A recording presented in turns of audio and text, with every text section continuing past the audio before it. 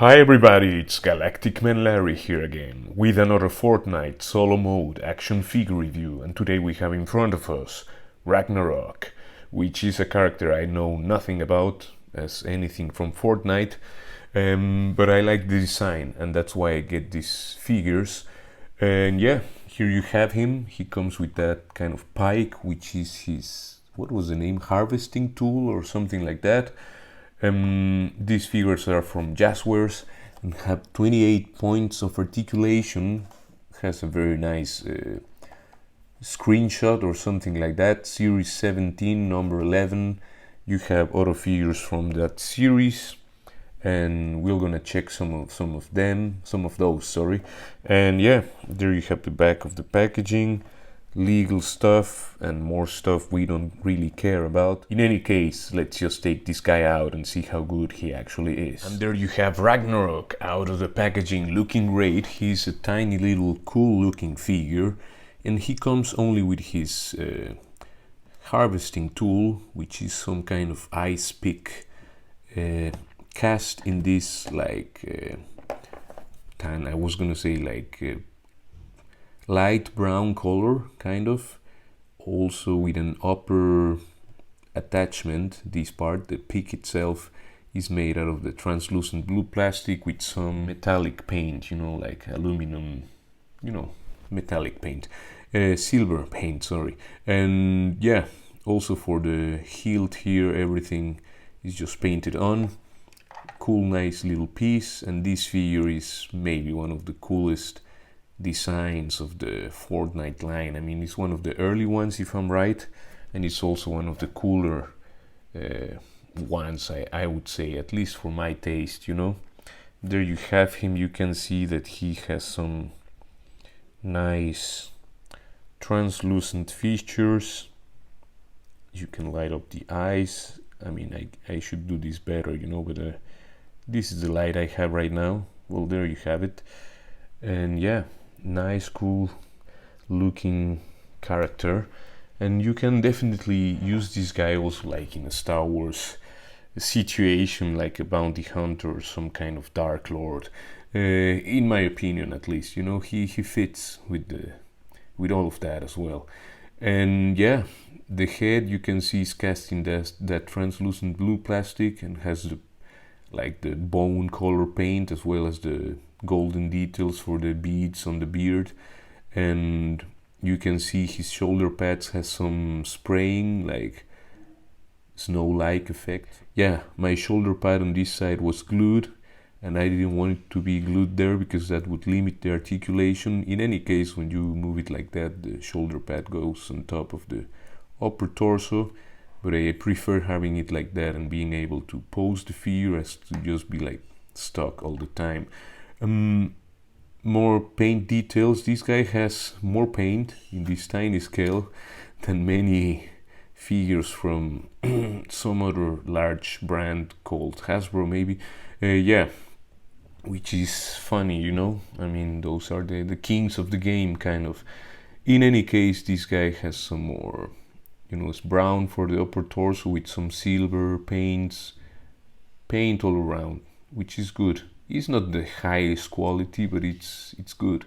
And now, articulation wise, you can see this guy can turn his head. The mold itself, it has a beard, and it's not that easy to move around. I won't pop the head right now because I don't know how these guys are built. I don't want to destroy the peg or something, to break anything. But he has like a hinge on the neck, so you can move the head around. I'm trying, at least. And yeah, has the movement is limited, of course, because of the sculpt, but he does manage to look up a little bit, to have a little bit of tilt, just minimal, but it's there. In any case, this guy imposes just by his mask, and his armor and his whole presence. The arms can go all the way around. They can lift over T-pose, but the stuff starts getting in the way, but it's there. Nothing at the bicep. He has it at the elbows. They should have given a bit more of a clearance here, I think, at least. But he has a single jointed elbow which can just go like 45 degrees, which is very limited, but yeah, it will have its flaw. Every figure has its flaws, you know, but this is the flaw in this one. I would say the arms can go, the hands can go all the way around, and both are horizontally swiveled. No replacement hands, nothing. And you can see both hands are just to grip this thing or whatever weapon you want to give him. He has a diaphragm joint that can go backwards that far. Is a nice one. Forwards a bit less, well, quite a lot less, but yeah, still he has a little bit of leaning forward. He has a swivel at the waist, and the legs can do better than Spider-Man again. This is some Viking kind of warrior, you know.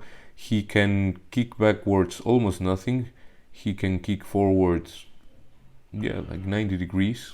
He has a thigh cut here, the thigh, of course, double jointed pinned knees that can bend that far, so kind of only 90, even if it's double jointed. I mean, that's because of the way they did the cuts and the way of the shape of the legs. They are like chubby legs, you know. Nothing at the boot, and the feet have a little bit of an ankle rocker and can go backwards all the way and forwards just a little bit, because the shoe clashes with the sheen armor there. But it's still a cool looking tiny little figure. I like it. And for size comparisons, there you have Ragnarok next to the ARC Trooper Captain from the Vintage Collection, a Range Trooper or Range Viper from the G.I. Joe, you know, old style or vintage line, and Duplico from Masters of the Universe Origins. So there you can see how these guys compare. This guy is definitely more, I mean, closer to the Vintage Collection and retro G.I. Joe scale. And yeah, it's what it goes well with, and it's a really cool looking character. It's a figure I can only recommend. So if you are into Fortnite, or if you're just into cool looking characters, this is a figure that you should pick up. Yeah, I really like it. It has its limitations on the arms, but yeah, nothing you can't live with. In any case, please leave a like, share, comment, subscribe, and all of that good stuff. Take care, and I will see you in the next one. Ciao, ciao, ciao.